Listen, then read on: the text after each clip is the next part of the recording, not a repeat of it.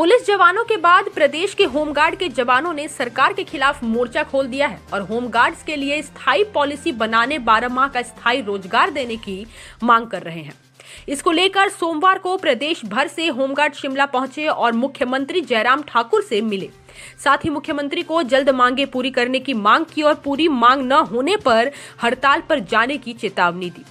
Home guard association राष्ट्रीय अध्यक्ष एवं प्रदेश सलाहकार प्रकाश नेगी ने कहा कि 58 वर्षों से होमगार्ड जवान सरकार से होमगार्ड जवानों के लिए अन्य विभागों के कर्मचारियों की तरह ठोस नीति बनाने व 12 माह का स्थायी रोजगार देने की मांग कर रहे हैं, लेकिन सरकार उनकी मांगों को नजरअंदाज कर रही है। जबकि स्थायी रोजगार न होने के कारण होमगार्ड जवानों को अक्सर आर्थिक तंगी झेलनी पड़ती है और परिवारों के भरण पोषण की परेशानी आ जाती है। जबकि होमगार्ड जवानों को विभिन्न विभागों के साथ अटैच कर दिया जाता है और उनका कार्य पूरा होने के बाद घर बिठा दिया जाता है। उन्होंने कहा कि कोरोना संकट काल में होमगार्ड जवानों ने निस्वार्थ भाव से सेवाएं दी, लेकिन सरकार अन्य विभागों के कर्मचारियों की सेवाओं की तो सराहना करती है, लेकिन अभी तक होमगार्ड जवानों की तो बात भी नहीं की गई। इस अनदेखी की वजह से होमगार्ड जवानों का मनोबल कमजोर हो रहा है। उन्होंने कहा कि होमगार्ड के जवान प्रदेश ही नहीं बल्कि अन्य राज्यों में भी चुनावों में ड्यूटी दे रहे हैं। सरकार ने जिस तरह से पुलिस जवानों की सभी मांगे पूरी की हैं, उसी तर्ज पर होमगार्ड के जवानों को स्थायी नीति, छठे वेतनमान देने और सरकार से होमगार्ड जवानों के लिए जल्द 12 माह का स्थायी रोजगार देने के लिए मुख्यमंत्री से मांग की गई है। मुख्यमंत्री ने हालांकि सभी मांगों पर विचार करने का आश्वासन दिया है।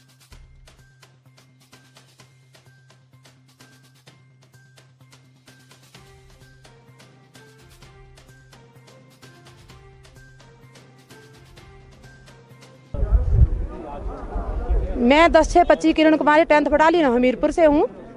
किस तरह की समस्या सर, हम जहाँ भी जाते हैं, अभी यहाँ शिमला के लिए आए हैं तो सुबह 2:30 बजे उठे थे और 2:30 बजे के बाद हमने थोड़ी देर के लिए पैदल चले, उसके बाद बस ली।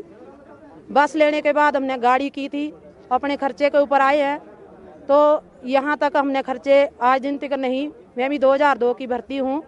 तो जब भी हम कहीं जाते हैं, अभी भी हमने खाना नहीं खाया है, टाइम इतना हो गया, हमने ब्रेकफास्ट तक नहीं किया, चाय तक नहीं पी है कि हमने माननीय मुख्यमंत्री श्री जयराम ठाकुर जी से मिलना था ताकि हम लेट ना हो जाएं।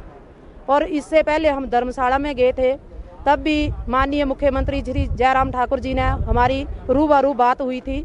तो उन्होंने मीडिया के सामने हमें आश्वासन दिया था कि इनकी फाइल जो वो बजट में लगाई जाए, लेकिन इसमें हमारे लिए तो कुछ अभी तक कुछ मिला नहीं है।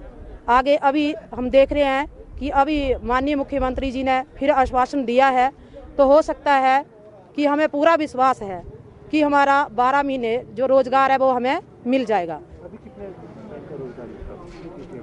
अभी ड्यूटी सर हमें कॉल ऑफ और कॉल आउट कर दिया जाता है, बस 3 महीने। अभी दोबारा बोल रहे हैं कि हमने भर्ती करनी है, अभी भर्ती का डाल दिया है। तो सर जो पहले ही इतने घरों बेरोजगार बन चुके, इतने घर सभी सड़कों पे इधर उधर घूम रहे हैं, सो प्राइवेट काम करते हैं। जो आने वाले आगे लेडीज आएंगी, महिला आएंगी, तो उनके लिए उनका भी शोषण ही होएगा। जैसे कल के लिए भर्ती होती तो महिलाओं का शोषण ही होगा अगर दोबारा वो यहाँ हमारे बीच में आती है। अगर हमारे लिए 12 महीने रोजगार देते हैं तो हम उनको भी उजागर करेंगे कि आपके लिए यहाँ आना अच्छा है। लेकिन हम तो फंस गए हैं कि हम ना इधर के हैं ना उधर के हैं, हम दिहाड़ी भी नहीं लगा सकते। 45 ईयर मेरी उम्र है अभी तक, तो आगे तो मैं कुछ भी नहीं कर सकती। उस टाइम 2002 की भर्ती हूँ सर, मैं कुछ नहीं कर सकती। अगर हमारी मांग नहीं सुनी जाती है तो जैसे पुलिस वालों ने किया है हम वैसे करेंगे। भूख हड़ताल को बात किया है सर, लेकिन हमारी तो सर यही है पूरी ऑल इंडिया की महिलाओं की, हो सकता है तो हमारी डेथ भी हो सकती है सर। हम इतने बुरे हाल हो गए हमारे इस टाइम। हमारा खर्चा करना हमारे लिए बहुत तकलीफ है। हमारे लिए हम भी चाहते हैं कि हमारे बच्चे उच्च लेवल के बने, हमारी तरह धक्के ना खाएं, यही है। और आप मीडिया से मेरी यही रिक्वेस्ट है कि हमारी जो बातें हैं वो आगे ले जाने की कृपा करें। पीछे भी हमारे साथ कंधे के साथ कंधा मिलाते हुए चलते हैं मीडिया वालों से, तो हमारा आभारी रहेगा जिंदगी भर के लिए। और अभी भी माननीय मुख्यमंत्री महोदय जी से बार बार मेरा आग्रह है दोनों हाथों जोड़ के कि हम महिलाओं व पुरुष के लिए कुछ न कुछ हमारे लिए सोचा जाए, ताकि हम आगे कोई नेतागिरी करने के लिए तैयार ना हो जाएं। कानून व्यवस्था को बनाए रखने के लिए हम सक्षम हैं और सक्षम ही रहेंगे। धन्यवाद। जय हिंद। सलाहकार हिमाचल प्रदेश गृह रक्षक कल्याण संघ का शिमला में एकत्र हुए, किस बात पर? ये मुख्यमंत्री महोदय से हमारी एक मांग है कि छठा वेतन योग हमारे को जो इस तरह से लागू किया जाए जैसा पुलिस वालों के लिए किया है। जैसी उनकी उम्र जो है 8 साल से 5 साल कर दी गई है, और हमारी भी होमगार्ड वालों की इसी तरह से की जाए। ये नंबर 1 बात। नंबर 2 बात, छठा पे कमीशन जो है हमारे को इस तरह से लागू किया जाए जैसा अन्य विभाग में किया जा रहा है।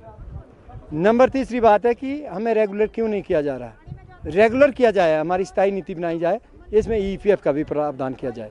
हमें विश्वास है, विश्वास तो मुख्यमंत्री महोदय ने किया है, हमें विश्वास है कि मुख्यमंत्री महोदय जो है इस बात पर खरे उतरेंगे। हम जो है पूरे आज से पहले भी हमने साथ दिया है, आगे भी साथ देंगे। पूरे हिमाचल के होमगार्ड जो ये विश्वास के साथ बोलते हैं कि पूरा हिमाचल प्रदेश जो है सरकार का साथ देंगे, पर हमारे लिए खरे उतरे बस। काफी लंबे समय से आप कर रहे हो, बात नहीं सुनी जाती तो अगली क्या है? अगली रणनीति ये होगी कि काले बिले लगा के जो है हम पूरे हिमाचल प्रदेश में हेजिटेशन करेंगे, अनुशासन में रह के।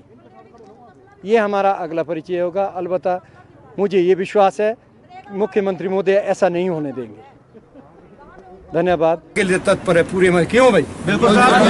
मतलब अगर हमारे को कुछ नहीं करती, ये हमारा लास्ट मिलना था CM साहब से, मिल गए। हमारी मुख्य मीडिया बंधु का भी बहुत आभारी हूँ कि आप जो है वक्त दर वक्त होमगार्ड की समस्याओं को विकटता से हमारे बीच जो है गवर्नमेंट को उजागर करा रहे हैं। धन्यवाद। जय हिंद, जय भारत। हिमाचल प्लस न्यूज के लिए शिमला से पुष्पेंद्र चौधरी की रिपोर्ट।